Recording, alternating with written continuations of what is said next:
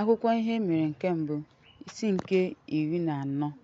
Mgbe ahụ Hiram eze Taịa zigara Devid ndị ozi, osisi sida, ndị ọrụ na ndị na-akpụ osisi ka ha wuoro ya ụlọ.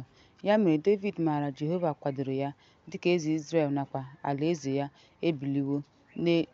ebuliwo ya elu n'ihi ndị ya bụ Izrel. Devid lụkwara nwunye ndị ọzọ na Jerusalem wee mụọ ụmụ ndị ikom ndị ọzọ na ha.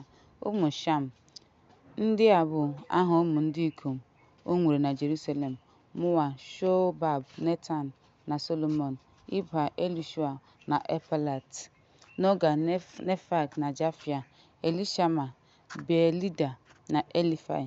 Ma mgbe ndị Filistia nụrụ na e tere Devid mmanụ ịbụ eze Izrel, ndị Filistia niile bịara ịhụ Devid.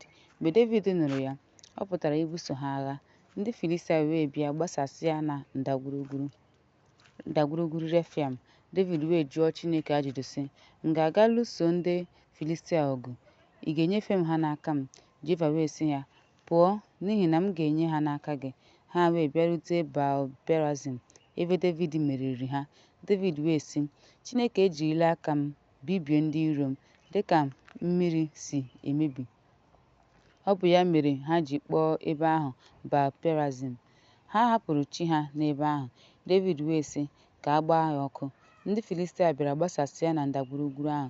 Mgbe Devid rịọrọ Chineke ọzọ maka ndụmọdụ, Chineke sịrị ya, achụla ha, kama pụọ n'ebe ha nọ ka i wee sonyere ha n'ofe osisi mulberry.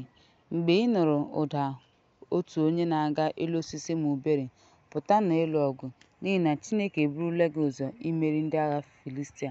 Devid wee mee dịka Chineke nyere ya n'iwu. Ha wee merie ndị agha Filistia site na Gibiọn ruo Gizea. Aha Devid wee gbasaa n'ala niile. Jehova wee mee ka mba niile tụọ ya egwu.